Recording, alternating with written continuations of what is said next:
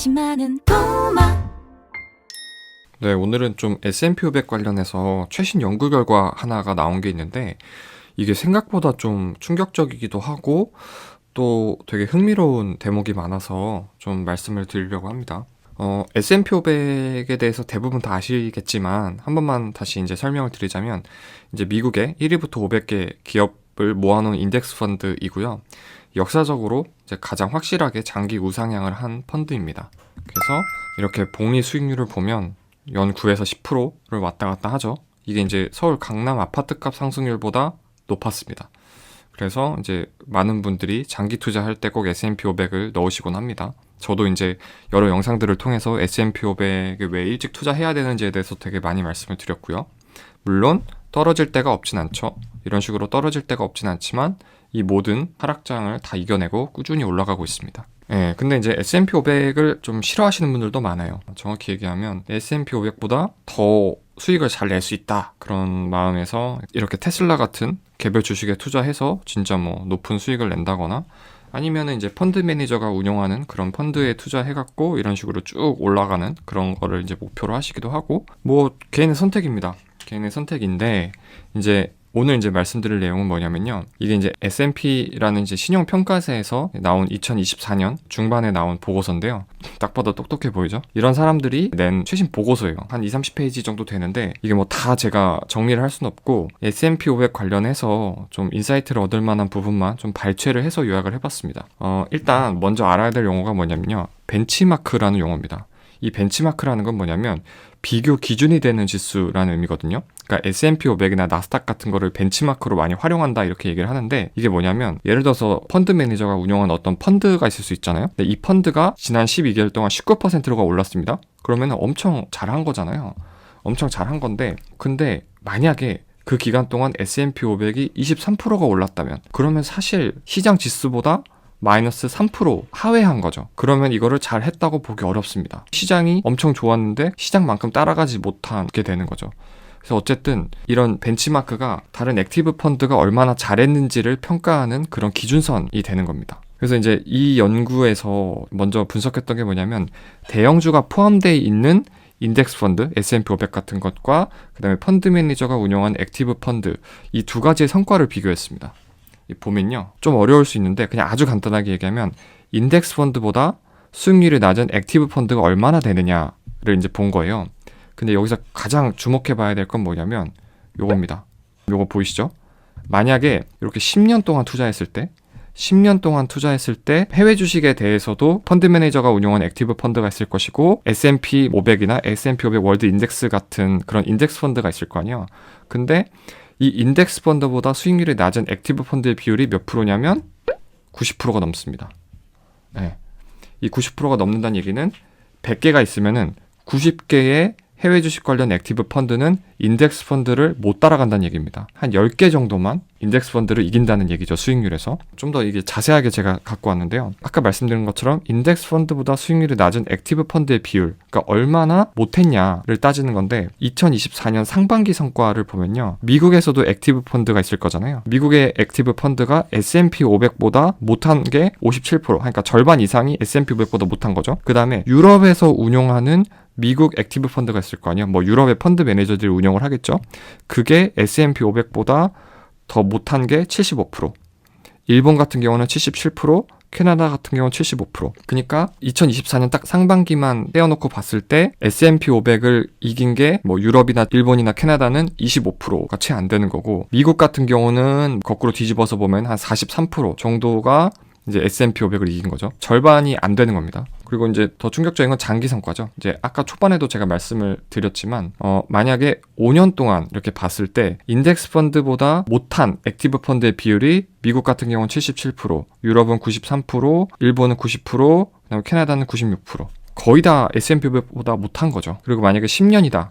그러면은 뭐 사실 거의 다 S&P 500에 뒤처집니다. S&P 500을 이길 수가 없어요. 일단 2024년 상반기는 왜 그랬을까를 분석을 해봤는데요. 가장 이제 주요하게 꼽혔던 게 이런 겁니다. 여기 지금 보면 S&P 500 그로스라고 돼 있잖아요. 이게 S&P 500 중에서 상위 200여 개를 뽑은 거거든요. 그러니까 성장주를 뽑은 건데 이 성장주들의 수익률이 굉장히 많이 났습니다. S&P 500 중에서도 덩치가 큰 빅테크 그런 기업들이 수익률이 정말 잘 났습니다. 그래서 이걸 비교해보면 S&P 500 같은 인덱스 펀드가 이겼고 펀드 매니저가 열심히 운영한 액티브 펀드는 졌습니다. 근데 여기서 분석하는 이유는 뭐냐면요. 단순히 S&P 500이 1위부터 500개를 고르기 때문에 누가 잘하냐 싸움이잖아요. 그래서 액티브 펀드보다 당연히 잘할 수밖에 없다. 이거는 너무 기본적인 설명인 거고 이 보고서에서 얘기하는 건 뭐냐면 S&P 500에 예를 들어서 애플이나 엔비디아나 아마존이나 구글이나 마이크로소프트 같은 빅테크들이 너무 잘 나가고 있다는 겁니다. 너무 잘 나가고 있는데 반해서 이제 펀드 매니저들이 운영하는 액티브 펀드 같은 경우는 물론 그 펀드 매니저들도 이렇게 애플이나 구글 같은 거를 포트폴리오에 포함시키긴 하지만 아무래도 이제 펀드 매니저들은 어떤 심리가 좀 있냐면 좀 저평가된 우량주를 골라서 이게 엄청 오르기를 한 200% 300% 이렇게 오르기를 기대하는 거죠. 애플이나 구글이 그렇게 오르긴 어려우니까. 근데 이제 2024년 상반기를 두고 봤을 때는 그런 식으로 언더독이 치고 올라가는 그런 경우가 잘 없었다는 겁니다. 아까 제가 보여드렸듯이 그냥 잘하는 놈들이 계속 잘했어요. 그리고 거기에 더해서 액티브 펀드는 뭐가 있냐면 수수료가 좀 비쌉니다. 아무래도 사람이 운영하는 거니까. 그래서 그 모든 거를 봤을 때 대형주를 비교해 봤을 때는 액티브 펀드가 지고 인덱스 펀드가 수익률이 더 높았습니다. 그리고 이거는 이제 제가 이제 다른 영상에서도 말씀드렸던 전통적인 통계인데요. 시간이 이렇게 지날수록 인덱스 펀드를 이기는 액티브 펀드의 그런 숫자가 계속 이렇게 줄어듭니다. 아까 말씀드렸듯이 너무 당연한 이유가 1, 2년 정도는 펀드 매니저가 잘 나가는 주식을 맞출 수 있습니다. 운이 좋아서든 실력이 좋아서든 맞출 수 있는데 근데 S&P 500 같은 인덱스 펀드는 어쨌든 잘 나가는 놈 1위부터 500개만 데리고 가고 못하면 바로 빠지고 순위가 바뀌거든요. 그러다 보니까 그냥 적자 생존이고 그래서 계속 살아남는 그런 구조인 겁니다. 그래서 50년을 봤을 때 100% 중에서 2%의 액티브 펀드만 인덱스 펀드를 능가하고요. 결국 초장기 투자에서는 인덱스 펀드의 승률이 98%다. 이렇게 볼 수 있습니다.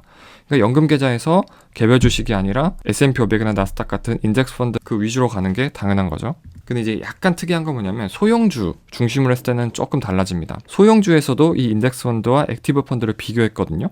그 인덱스 펀드를 S&P 600 스몰캡 이렇게 부르고요. 근데 이제 2024년 상반기 같은 경우는 소형주 600개가 수익률이 좀 낮았습니다.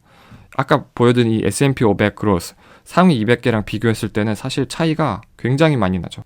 좀 많이 못했습니다. 그러니까 이런 소형주 같은 경우에는 펀드 매니저들이 운영한 액티브 펀드가 그냥 단순히 소형주를 모아놓은 인덱스 펀드를 앞섰습니다. 수익률 면에서. 근데 이게 왜 그랬을까 생각해보면 이런 거예요. 소형주를 모아놓은 인덱스 펀드 같은 경우에는 그냥 단순히 600위부터 1200위까지를 그냥 모아놓는 건데 예를 들어서 어쨌든 이렇게 모아놓다 보니까 이런 좀 위태위태한 그런 소형 기업들을 빼는 게 불가능합니다. 근데 이제 펀드 매니저가 운영한 액티브 펀드 같은 경우에는 좀 위태위태한 기업이 보인다 이러면 임의로 뺄 수가 있고요. 또는 소형주 중에서도 잘 나가는 기업이 있을 수 있잖아요. 그러면 이렇게 펀드 매니저가 그 비중을 늘릴 수가 있습니다. 그러니까 좀 더 유연한 대처가 가능한 거죠. 그래서 소형주에 있어서는 인덱스 펀드보다 펀드 매니저가 운영한 액티브 펀드가 수익률이 더 나았습니다. 그래서 정리하자면 대형주가 포함된 주식 같은 경우에는 인덱스 펀드가 액티브 펀드보다 더 수익률이 좋았고요. 소형주 중심의 경우에는 펀드 매니저가 운영한 액티브 펀드가 인덱스 펀드보다 더 수익률이 좋았습니다. 그래서 이제 우리가 여기서 알 수 있는 것들은 뭐냐면 물론 이게 2024년 상반기를 기준으로 한 결과이지만 어쨌거나 지금 역사적인 흐름을 봤을 때도 이렇게 빅테크들이 주도하는 이미 큰 기업들이 더 큰 수익을 지금 내고 있다는 겁니다. 지금 이렇게 보면은 여기 이렇게 작은 소규모 기업들이 이렇게 밑에 있는데 그렇게까지 수익을 엄청 많이 내고 있지는 못하죠. 그래서 S&P 500 중에서도 그리고 나스닥 중에서도 이런 거대 빅테크 기업들이 수익을 내는 규모가 더 커지고 있는 그런 상황입니다. 그리고 이거는 그냥 격가지일 수 있는데 채권의 경우에는 물론 이것도 이제 2024년 상반기에 한정된 내용이긴 합니다만 아까 그 소형주처럼 인덱스 펀드보다 액티브 펀드가 더 수익률이 좋았습니다.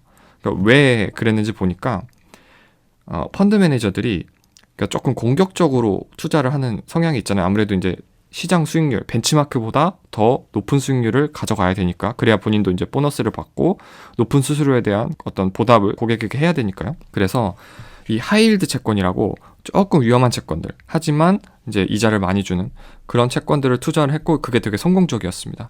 그래서 단순히 1위부터 몇백 위까지의 채권을 모아놓은 인덱스 펀드보다 펀드 매니저들이 운용한 채권의 액티브 펀드가 더 수익률이 좋았습니다.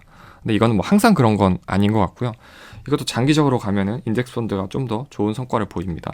이제 여기서 제가 좀 드리고 싶은 말씀은 다시 한번 좀 확인할 수 있죠. S&P 500이나 나스닥 같은 인덱스 펀드가 얼마나 강력한지에 대해서 다시 한번 좀 확인을 할 수 있었고요. 그리고 그 안에서도 빅테크 비중이 계속 커지는 그런 추세다 보니까 뭐 물론 이제 빅테크 개별주들이 어떻게 예를 들어서 엔비디아가 얼만큼 오르고 언제 떨어지고 마이크로소프트가 얼만큼 오르고 언제 떨어지고 이런 거는 뭐 예측할 수는 없지만 하여간 S&P 500 중에서도 이미 잘 나가는 기업들의 성과는 계속 더 지속되고 있는 추세입니다. 그래서 뭐 이런 연금과 투자 관련해서 또 질문 있으시거나 그러면 언제든 연락 주시면 제가 또 말씀을 드리도록 하겠습니다. 감사합니다.